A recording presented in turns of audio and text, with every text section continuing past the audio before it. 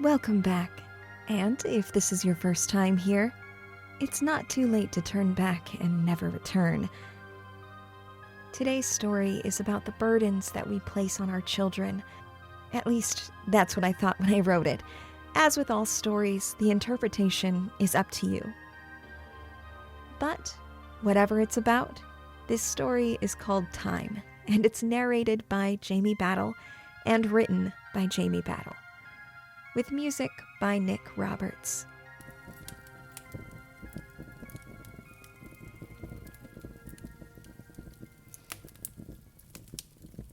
Ellen's Uncle Edward always gave the best gifts. He had, for many years, done a great deal of work with the government, something that seemed important, which involved a fair amount of travel and a great amount of secrecy. His travels provided a yearly delivery of fascinating baubles and curios for his young niece to fawn over. The secrecy provided an empty home and a taste for dark liquor. He had never married, but, as he told Ellen one Christmas, drenched in the warm, comforting glow of the fireplace, he had been in love exactly once. With a handsome fisherman he'd met after escaping from a sinking Guisano cruiser. The older man gathered his niece into his massive, hairy arms and settled her onto his lap to tell his story. "I suppose you'll want to know what happened," he asked, smiling. "Oh, yes," Ellen replied. Uncle Edward watched as his niece bounced enthusiastically on his knee. He recalled the days where he had been as full of life as she was, before time stole all of his youth and vigor to feed its insatiable hunger. "We were attacked by a submarine, or something else underwater. Our radar never picked it up. Within minutes, the ship was sinking. Enemy rounds pierced through the hole and rattled our ship, over and over again. My crewmates were too afraid even to use the lifeboats, worried that whatever was attacking us would blow those little dories out of the water. They were probably right, but that didn't stop me from jumping ship." As he recounted the story to her that evening, he would absent-mindedly tug at the fine golden chain that hung from his jacket pocket, the gentle rattle of which punctuated his sentences. He had successfully fled the wreckage in one of the lifeboats, and found refuge on a small island, in a fishing village he'd never learned the name of. It was there that he first met the fisherman.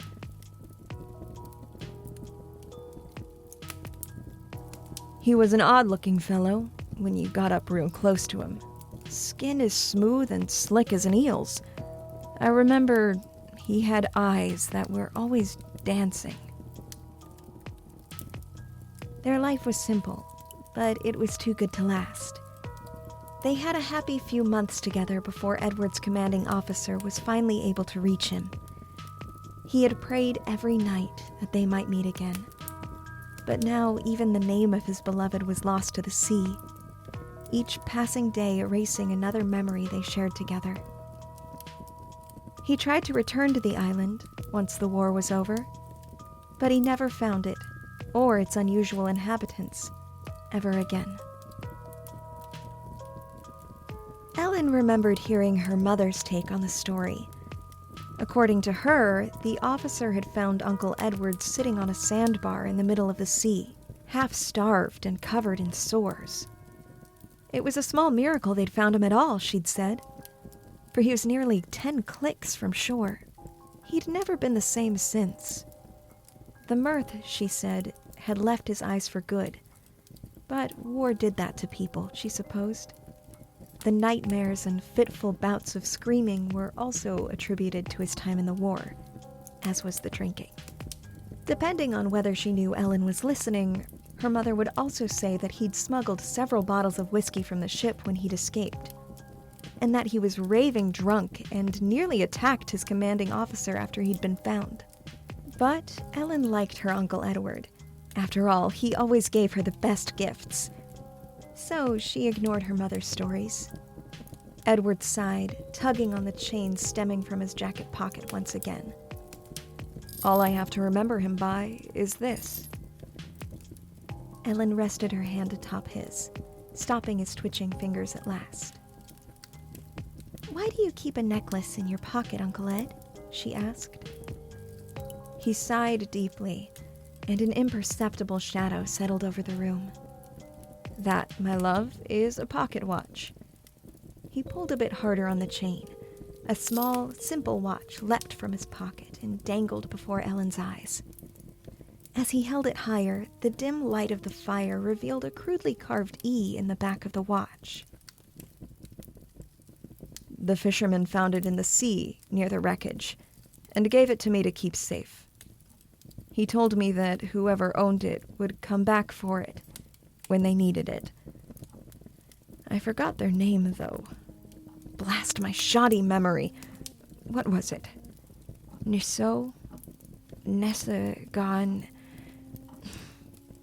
Ellen reached for the watch and pulled it from his hands, her curiosity outweighing her mother's lectures in the back of her mind, who'd always told her not to touch things without permission. The metal was surprisingly warm to the touch, the ticking of its hands feeling like a tiny, metallic heartbeat. She could feel it pulse through her hands and up her forearms, time marching on incessantly through her veins. How does it open? She asked as she fiddled with the latch.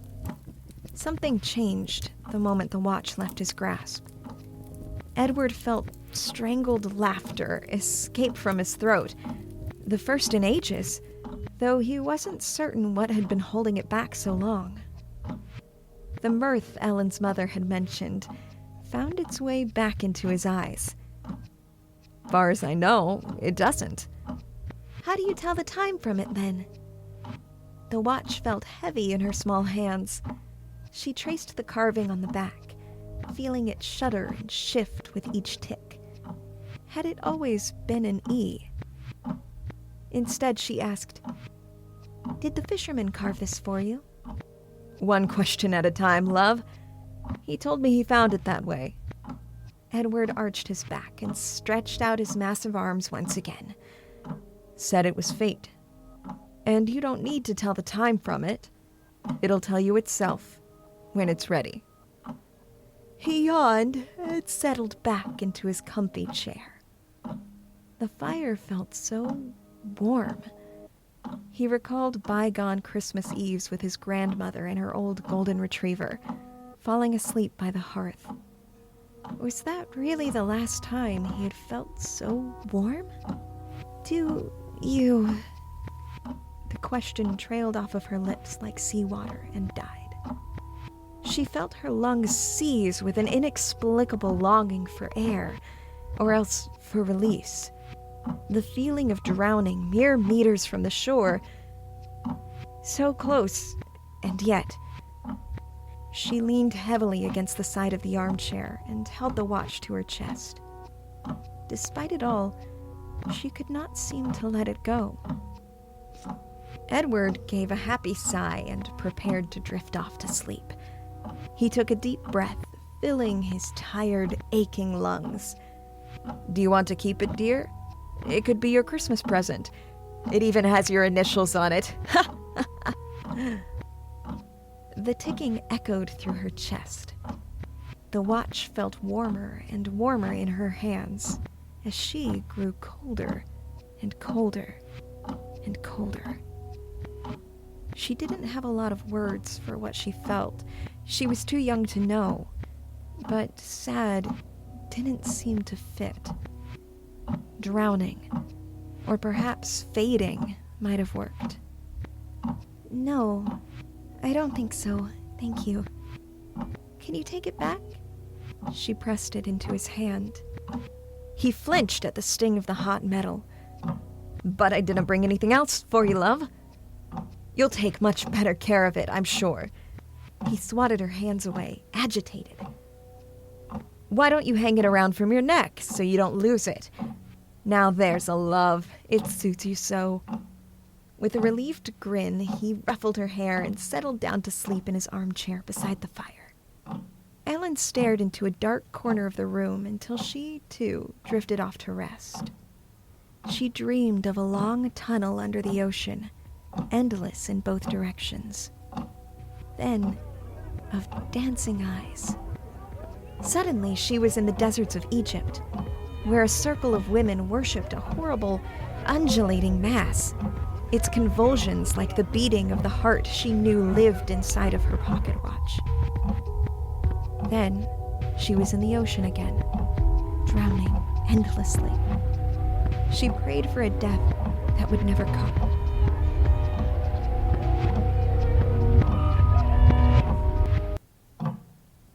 She awoke to her own screams, year after year. As time marched incessantly forward, and the fine lines of age bloomed over her face, the steady ticking of the watch around her neck became her only comfort. She knew the warm metal would shield her from the horrors that lied beneath, until she was ready. Until it was ready.